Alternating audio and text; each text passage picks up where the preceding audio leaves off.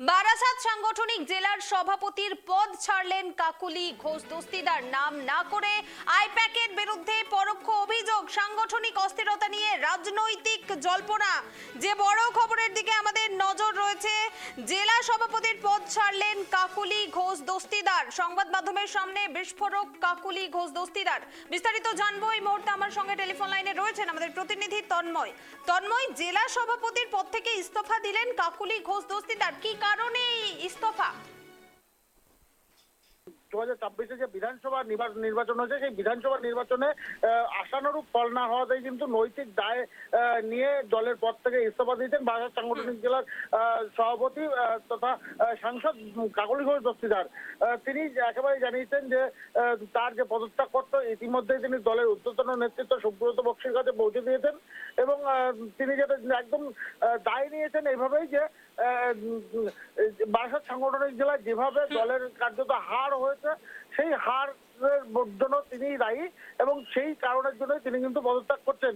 এবং যে ইস্তফা পত্র দেওয়া হয়েছে, সেই ইস্তফা পত্রে একটি লাইনে একদম উল্লেখ করা রয়েছে, যেখানে ভুইপোর সংস্থাকে দিয়ে যে কাজ কঠিন কাজ হবে বলে মনে হয় না। তৃণমূল সুপ্রিমো মমতা বন্দ্যোপাধ্যায় কাছে তিনি আবেদন করেছেন বিগত দিনে একেবারে সমস্ত যেসব নিষ্ঠাবান কর্মীরা রয়েছেন তাদের নিয়ে চললে কিন্তু দলের ভাবমূর্তি আরো উন্নত হবে বলে তিনি মনে করছেন।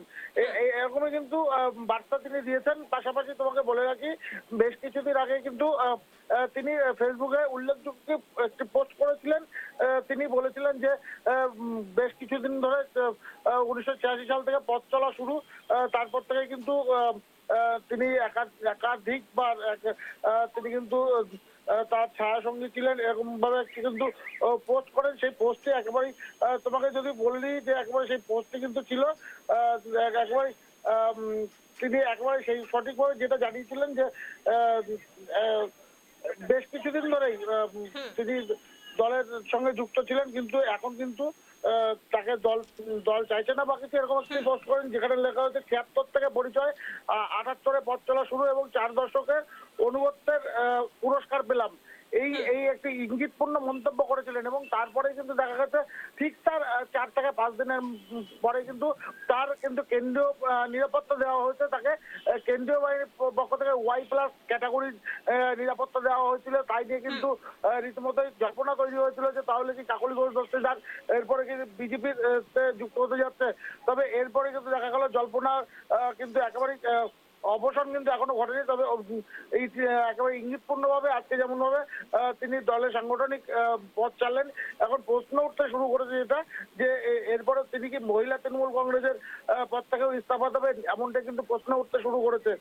কারণ তিনি কিন্তু মহিলা তৃণমূল কংগ্রেসের কিন্তু পদাধিকার রয়েছেন এবং লোকসভার যে মুখ্য সচেতক পদ রয়েছে সেই পদ থেকেও তিনি কি সরে যেতে পারেন কিনা, এমনও কিন্তু তথ্য উঠেছে যে তিনি কিন্তু সরে যেতে পারেন, এমনটা কিন্তু সূত্র মারফত আমরা জানতে পারছি।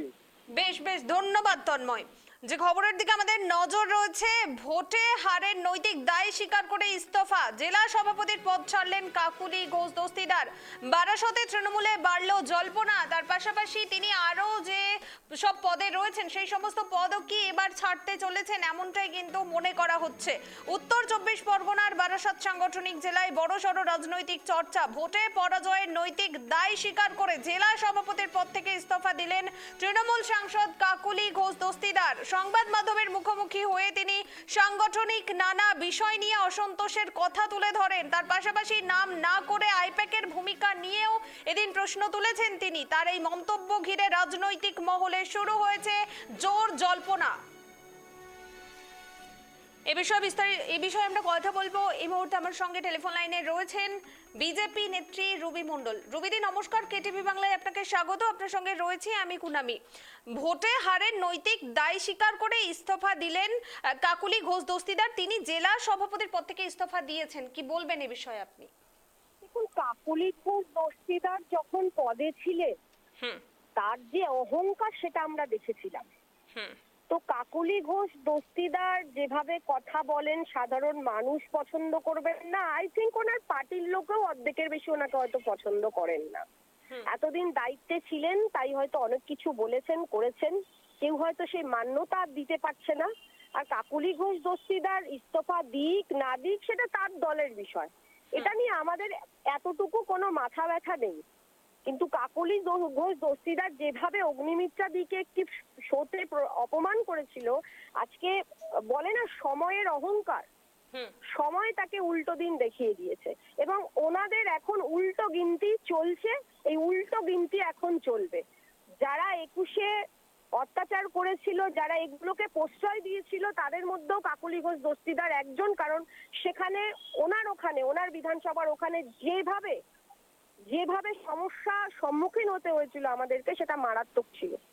তো সুতরাং উনি দলের কি করবে না করবে সেটা তৃণমূলের বিষয়। আর তৃণমূল নামক দলটা এরপর আমরা এমনি তো মিউজিয়ামে দেখতে যেতে হবে, কারণ তৃণমূল নামে দলটা এরপর আর থাকবেই না। বেশ বেশ, তো সুতরাং এই নিয়ে আমাদের কোনো হেডেক নেই। ধন্যবাদ রুবিদি। আমরা কথা বললাম বিজেপি মুখপাত্র রুবি মণ্ডলের সঙ্গে এবং তিনি যেটা জানালেন যে 2021 সালের বিধানসভা নির্বাচনের পর তৃণমূল কংগ্রেস যে অত্যাচার করেছিল সাধারণ মানুষের উপর, তাতে তিনি প্রশ্রয় দিয়েছিলেন, তার অহংকার বেড়ে গিয়েছিল। তার ফল 2026-এর বিধানসভা নির্বাচনে তৃণমূল কংগ্রেস পেয়েছে এবং তাদের এখন উল্টো গিনতি শুরু হয়েছে, এমনটাই কিন্তু তিনি বললেন। তার পাশাপাশি তিনি এও কটাক্ষ করলেন যে একটা সময় আসবে যে তৃণমূল কংগ্রেস দলটাই থাকবে না, তৃণমূল কংগ্রেস দল মিউজিয়ামে রাখা হবে, এমনটাই কিন্তু তিনি জানালেন। অর্থাৎ তৃণমূল কংগ্রেসকে বিলুপ্তপ্রায় আর কিছুদিনের মধ্যে হতে হবে, এমনটাই কিন্তু তিনি কটাক্ষ করলেন। ভোটে হারের নৈতিক দায় স্বীকার করে ইস্তফা, জেলা সভাপতির পদ ছাড়লেন কাকলি ঘোষ দস্তিদার। আর সেই বিষয় নিয়ে বিস্তর জল্পনা।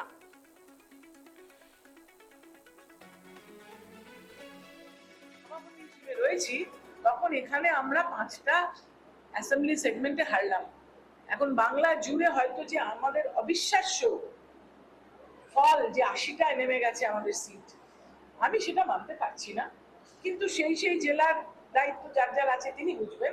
আমি এখানে যে 5টা, আমার এখানে 7টা এমএলএ ছিল, বিধায়ক 7টা সেগমেন্টে, সেই 7টার মধ্যে 5 জন হেরে গেছে। হারার কথা নয় কিন্তু, কেননা যে পরিমাণ উন্নয়ন হয়েছে, যে পরিমাণ পরিশ্রম আমি 7টা সাংসদ হিসেবে করেছি, তাতে করে কিন্তু মানুষের সেই সাড়াটা আমি পাবো বলে আশা করেছিলাম।